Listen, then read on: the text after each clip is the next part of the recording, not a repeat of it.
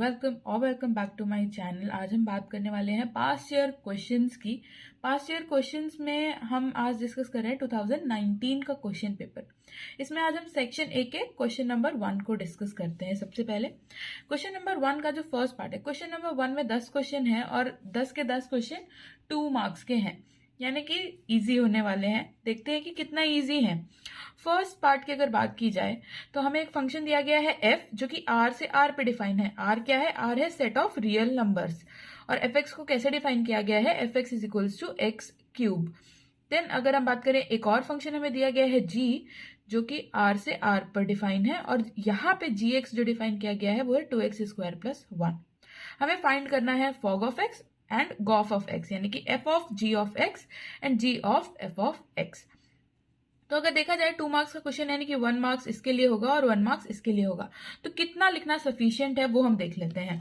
सबसे पहले अगर हम देखें, हमें निकालना है फॉग ऑफ x। तो फॉग ऑफ x की क्या वैल्यू होगी? अगर हम देखें f of g of x, तो इसे हम कैसे लिख सकते हैं? ध्यान रखिए, जो पहले है उससे पहले लिखिए, देन g ऑफ x।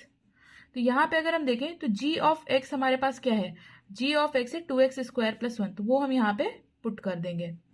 अब देखिए f of 2x square plus 1, इसको करने का सबसे इजी तरीका है कि f जो भी फंक्शन है, यहाँ पे क्या है? x की जगह पे हर जगह x क्यूब रखना है। तो उसी तरह यहाँ पे x की जगह हमारे पास है 2x स्क्वायर प्लस 1।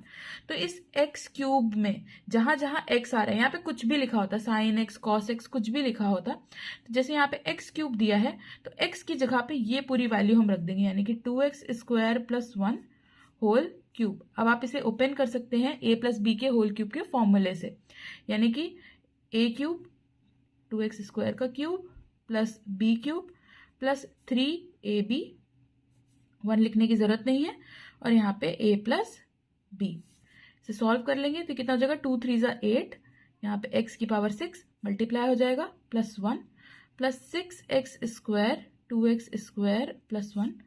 सिंप्लीफाई कर लेंगे, 8x to the power 6 plus 1, यहाँ पे कितना है? Plus 12x to the power 4 plus 6x square. And this will be your answer for first part, that is fog of x।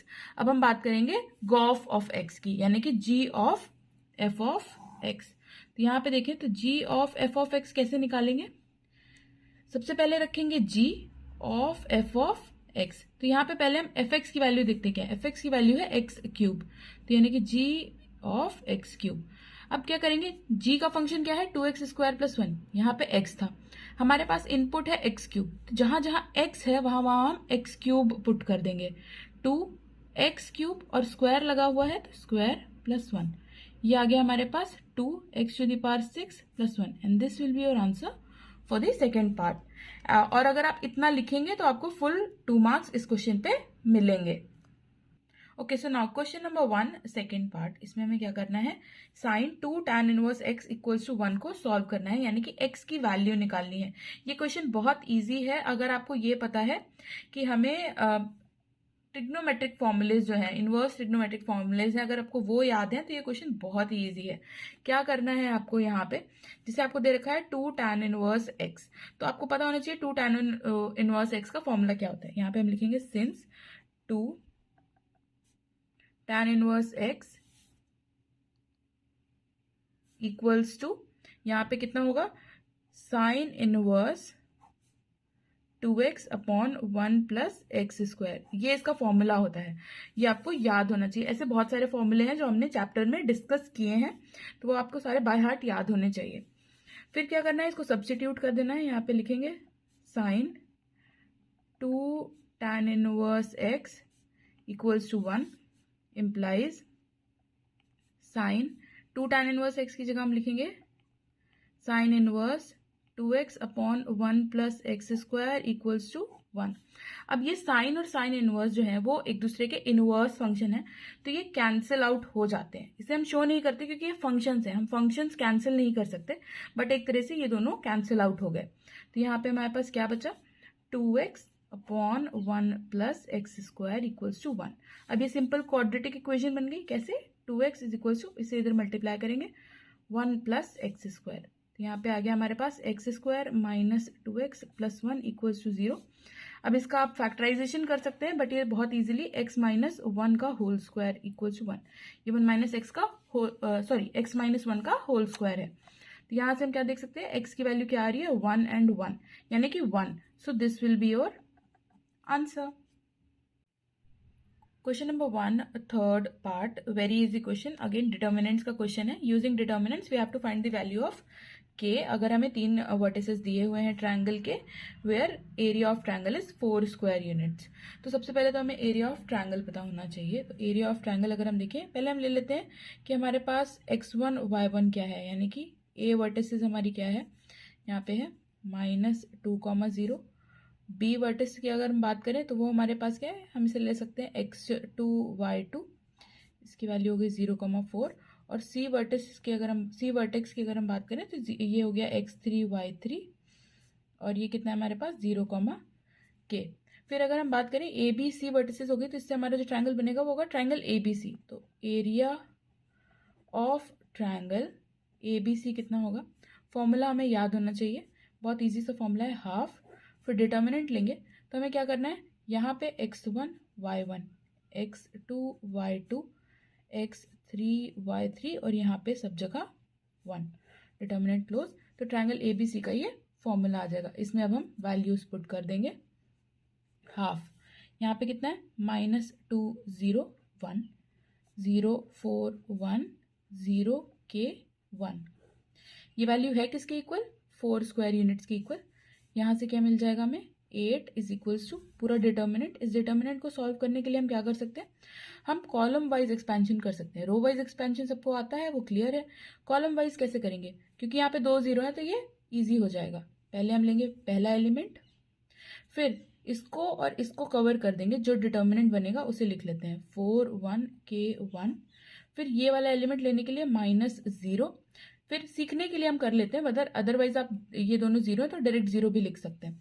तो ये वाला लिखा 0, फिर ये वाली रो और ये वाला कॉलम हम छुपा लेंगे, तो क्या बन जाएगा यहाँ पे 0 1 k 1 प्लस 0, साइन वैसे ही चलते हैं, प्लस माइनस प्लस, तो यहाँ पे 0 आ गया। फिर लास्ट वाले रो और कॉलम फर्स्ट वाला हम छुपा लेंगे, तो हमारे पास क्या बचेगा 0 1 4 1, ऐसे देख सकते हैं, ये आ गया। तो यहाँ से क्या हो गया 8 इज इक्वल्स टू -2, इसे सॉल्व करेंगे तो कितना आ जाएगा 4 - k, और ये दोनों तो 0 ऑलरेडी हैं ही, तो यहाँ पे हमारे पास आ गया 8 is equals to -8 plus 2k। तो 8 को इधर शिफ्ट किया तो 16 इज इक्वल्स टू 2k। यहाँ से k की वैल्यू आ गई हमारे पास 8, and this will be your answer. Question number 1 fourth part, show that A plus A dash is symmetric matrix. A dash क्या होता है, A डैश होता है ट्रांसपोज, इसको AT करके भी हम लोग लिखते हैं कई बारी। तो सिमेट्रिक मैट्रिक्स क्या होती है, तो सबसे पहले हम देख लेते हैं सिमेट्रिक मैट्रिक्स की डेफिनेशन क्या होती है। अ मैट्रिक्स, क्वेश्चन में हमें A दिया हुआ है तो हम यहाँ पे ले लेते हैं P is symmetric if P dash is equals to P, यानी कि P का ट्रांसपोज अगर हम लें तो वो P के ही इक्वल आ जाए। तो यहाँ पे हमें A दिया हुआ है तो हम A प्लस A डैश निकाल लेते हैं। तो A तो हमारे पास है 2 4 3 5, A डैश के लिए हम क्या करेंगे, डायरेक्ट ट्रांसपोज नहीं लिखेंगे, 2 4 3 5 और यहाँ पे डैश लगा देंगे। तो ये कितना आएगा 2 4 3 5। जिनको नहीं पता है ट्रांसपोज क्या होता है, ये जो रोज है इनको हम कॉलम्स में लिख देंगे, यानी कि 2 4 पहले में लिख दिया, फिर ये 3 5 यहाँ पे लिख दिया, ये रोज और कॉलम्स इंटरचेंज जाते हैं। और याद रखिएगा ट्रांसपोज हम सिर्फ सिमेट्रिक स्क्वायर मैट्रिक्स का ही निकालते हैं, यानी कि जिसमें नंबर ऑफ रोज और कॉलम्स इक्वल हो। A प्लस A डैश आ गया। अब कॉम्पोनेंट वाइज एडिशन होता है मैट्रिसेस का, अगर हमें मैट्रिक्स की डायमेंशन सेम होती है, यानी कि नंबर ऑफ रोज और कॉलम्स सेम होते हैं। 2 + 2 इज 4, 4 + 3 इज 7, यहाँ पे भी 7 और यहाँ पे 10। अब हम चेक करेंगे क्या ये सिमेट्रिक है या नहीं। तो हमें किसको निकालना है, A प्लस A डैश को चेक करना है, यानी कि A प्लस A डैश का डैश, यानी कि 4 7 7 10 और डैश, ये कितना आएगा, इसको हम लिख देंगे ऐसे और इसको हम चेंज कर देंगे। तो ये तो हमारा पास A प्लस A डैश के इक्वल आ गया, यानी कि A प्लस A डैश का dash is equal to A plus A dash, which implies A plus A dash is symmetric. कोशिश करिए कि ये जो छोटी छोटी डेफिनेशन है जो आप प्रूव कर रहे हैं वो लिख दें, तो आपको अच्छा इंप्रेशन पड़ता है इन्विजिलेटर पे। तो यहाँ पे क्या हो सकता है, आपको पूरे मार्क्स मिलेंगे अगर आप ऐसे करेंगे। और चांसेस हैं कि अगर आप ये डेफिनेशन नहीं मेंशन करें तो भी आपको पूरे मार्क्स मिल सकते हैं, बट आपको रिस्क नहीं लेना चाहिए। Question number 1, fifth part. हमें एक फंक्शन दिया हुआ है x square minus 9 upon x minus 3। ये एक्स इज इक्वल टू 3 पे डिफाइंड नहीं है ऑब्वियसली, क्योंकि 3 माइनस 3 0 हो जाएगा, तो ये डिफाइन नहीं हो पाएगा। और यहाँ पे हमें निकालना है कि क्या वैल्यू असाइन की जाए फंक्शन में कि f3 पे, कि 3 पे x इज इक्वल टू 3 पे फंक्शन की क्या वैल्यू हम रख सकते हैं कि ये फंक्शन कॉन्टिन्यूअस हो जाए, क्योंकि अभी तो यहाँ पे लिमिट एग्जिस्ट नहीं कर रही है, तो x इज इक्वल टू 3 पे कॉन्टिन्यूअस भी नहीं है। तो हम चेक करते हैं। सबसे पहले तो देखेंगे, कोशिश करेंगे कि जहां पे प्रॉब्लम आ रही है हम उसे रिड्यूस कर सकते हैं कि नहीं। यहाँ पे क्या है, एक्स स्क्वायर माइनस 9 यानी कि ए स्क्वायर माइनस बी स्क्वायर का फॉर्म है, तो इसे हम एक्स माइनस 3 एक्स प्लस 3 के फॉर्म में लिख सकते हैं। तो यहाँ पे हमें निकालनी है लिमिट। हम लिमिट चेक करेंगे, क्योंकि लिमिटिंग वैल्यू जो होती है हमारे फंक्शन की, वो हमारे फंक्शन की वैल्यू के इक्वल आनी चाहिए किसी पॉइंट पे कंटिन्यूअस होने के लिए। तो यहाँ पे अगर हम देखें limit x tends to 3, x tends to 3 क्यों, क्योंकि हमें 3 पे चेक करना है, of f x is equals to limit x tends to 3। यहाँ पे एफ एक्स की वैल्यू क्या थी, x minus 3 x plus 3 upon x minus 3। तो ये x माइनस 3 हम यहाँ से कैंसिल कर सकते हैं, तो यहाँ पे क्या आ जाएगा, limit x tends to 3 x plus 3। तो यहाँ से ये वैल्यू आ गई हमारे पास 6। अब ये लिमिटिंग वैल्यू है, यानी कि x जब 3 को अप्रोच कर रहा है, जब x रियल लाइन पे 3, ये एक रियल लाइन है, जब ये हमारे पास ये 0 है, ये 3 है, जब x 3 को अप्रोच कर रहा है तो यहाँ पे जो एफ एक्स की वैल्यू है, यानी कि इस वाले एक्सिस पे वो 6 अप्रोच कर रही है। तो अगर इस फंक्शन को हमें कंटिन्यूअस बनाना है तो हमें क्या करना पड़ेगा, f3 की वैल्यू इसी लिमिट के इक्वल रखनी पड़ेगी, यानी कि for f x to be continuous, यहाँ पे लिखेंगे for fx to be continuous at x is equals to 3, f3 should be equals to limit x tends to 3 fx, इसके इक्वल आना चाहिए जो कि क्या है 6, and this will be your answer. Question number 1, sixth part. हम prove करना है कि ये जो गिवन फंक्शन है, पॉलिनोमियल फंक्शन है, ये इंक्रीजिंग है, कहाँ पे, आर पे। किसी भी फंक्शन को इंक्रीजिंग दिखाने के लिए हमें क्या करना होता है, उसका डेरिवेटिव, यानी कि एफ डैश एक्स जो है हमारे पास, वो ग्रेटर देन 0 दिखाना होता है for all values of r. जब हमें आर पे दिखाना है, यहाँ पे कोई इंटरवल दिया होता तो उस इंटरवल में ये सारी वैल्यूज पॉजिटिव आनी चाहिए थी। और डिक्रीजिंग दिखाने के लिए क्या करते हैं, इंक्रीजिंग दिखाने के लिए पॉजिटिव, और डिक्रीजिंग दिखाने के लिए एफ डैश एक्स जो होता है वो लेस देन इक्वल्स टू 0 होना चाहिए। स्ट्रिक्टली अगर दिखाते हैं तो, अगर स्ट्रिक्टली इंक्रीजिंग यानी कि कहीं पे भी वैल्यू इक्वल भी नहीं हो रही है तो ये इक्वल टू का साइन हट जाएगा। तो यहाँ पे देखते हैं, इस फंक्शन को हमें इंक्रीजिंग दिखाना है, तो सबसे पहले हम निकालेंगे एफ डैश एक्स। तो सबसे पहले क्वेश्चन पेपर में अगर आप कर रहे होंगे तो सबसे पहले तो आप एफ एक्स की वैल्यू लिखेंगे, तो यहाँ पे लिखेंगे f x is equals to x cube minus 6x square plus 12x plus 5। F dash x निकालेंगे तो कितना हो जाएगा, 3x square minus 12x plus 12। अब ये पॉजिटिव है कि नहीं हमें कैसे पता चलेगा, तो ऐसे क्वेश्चंस में आपको क्या करना होता है, आपको बनाना होता है परफेक्ट स्क्वायर। कोशिश करेंगे कि परफेक्ट स्क्वायर बना पाए। यहाँ पे 3 कॉमन आ रहा है, तो 3 कॉमन ले लिया, x square minus 4x plus 4। तो यहाँ पे अगर आप देखें, क्या हम इसको फैक्टराइज कर सकते हैं, तो चेक करेंगे, एक्स स्क्वायर, वैसे तो ये x माइनस 2 का होल स्क्वायर है, पर हम फैक्टराइज करके देखते हैं। तो यहाँ पे फैक्टराइज करेंगे तो क्या होगा, यहाँ पे 4 के फैक्टर करेंगे 2 और 2, यहाँ पे 2x, यहाँ पे 2x प्लस 4, तो यहाँ पे आ जाएगा x माइनस 2 और x कॉमन, यहाँ पे माइनस 2 कॉमन और यहाँ पे x माइनस 2, तो यहाँ पे क्या आ गया, 3x माइनस 2 का होल स्क्वायर। अब अगर आप देखें तो 3 is always positive, x minus 2 का whole square is also always positive. और कहाँ पे पॉजिटिव है, पूरे r पे, पूरी रियल लाइन पे पॉजिटिव है। तो f dash x is greater than equals to 0 for all values of x belonging to real number. ये होता है फॉर ऑल, यानी कि सारी वैल्यू के लिए, जितनी भी x की वैल्यू हम लेंगे r से, उसके लिए f dash x greater than equals to 0 है। इक्वल्स टू 0 भी क्यों लगेंगे, क्योंकि x इज इक्वल्स टू 2 पे ये 0 हो रहा है।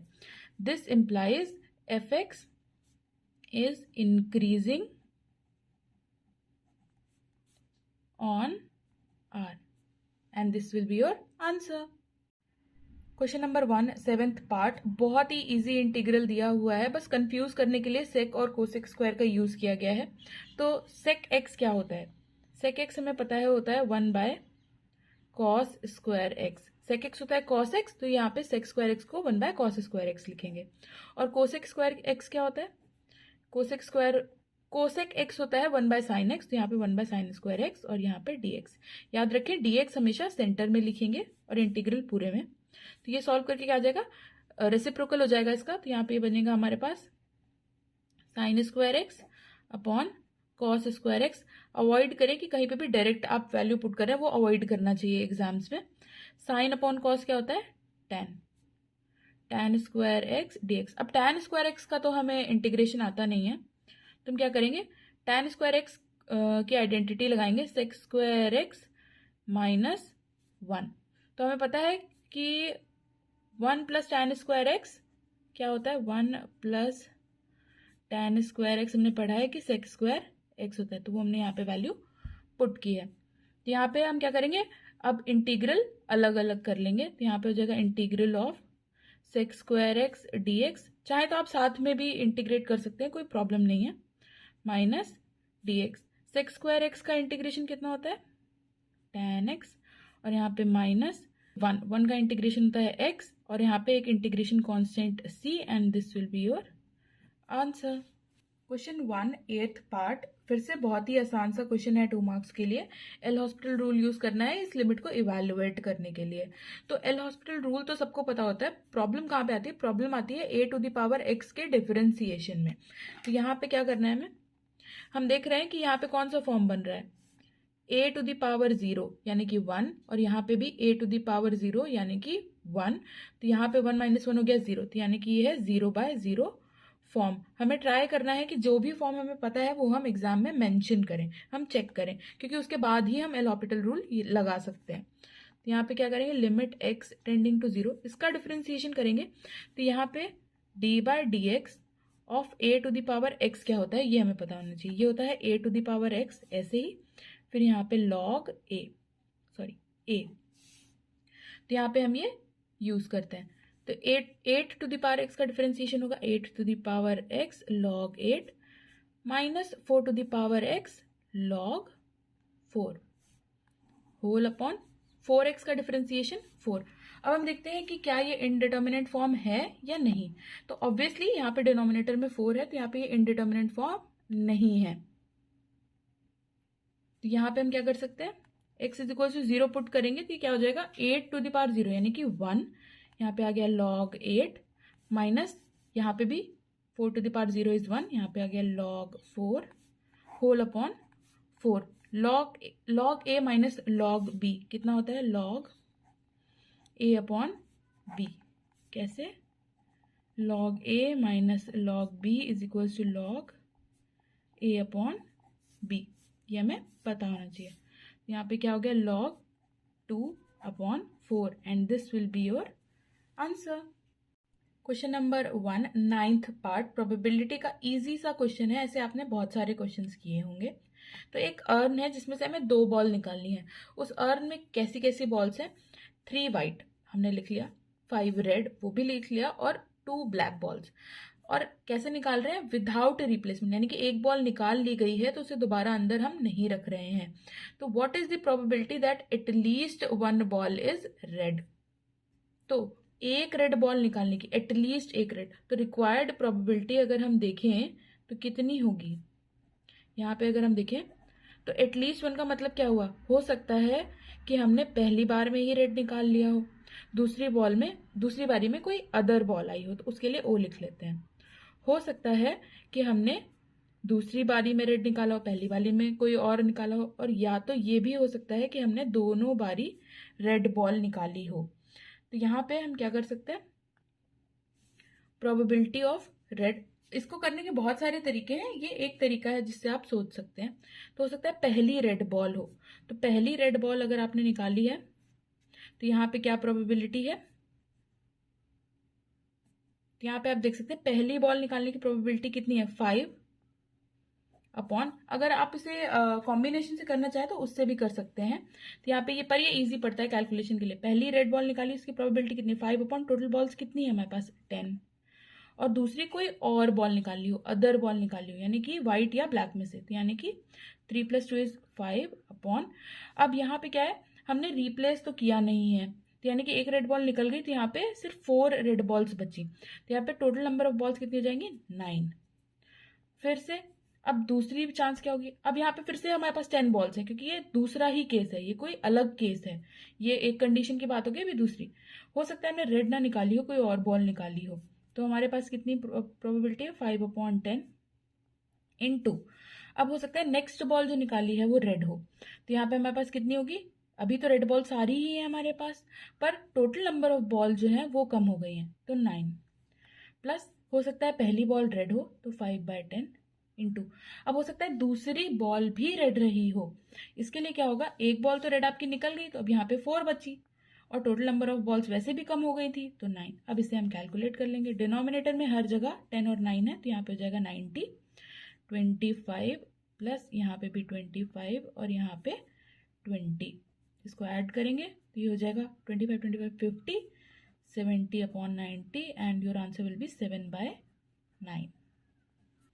इसी क्वेश्चन को करने के लिए अगर आप कॉम्बिनेशन अप्लाई करना चाहते हैं तो प्रोबेबिलिटी कैसे निकालेंगे, तो क्या करना है, क्योंकि विदाउट रिप्लेसमेंट है तो आप क्या कर सकते हैं, हो सकता है आपने एक रेड निकाली हो, प्रोबेबिलिटी कि एक रेड हो एक अदर हो, प्लस प्रोबेबिलिटी कि दोनों रेड हो, ऐसे चांसेस हैं।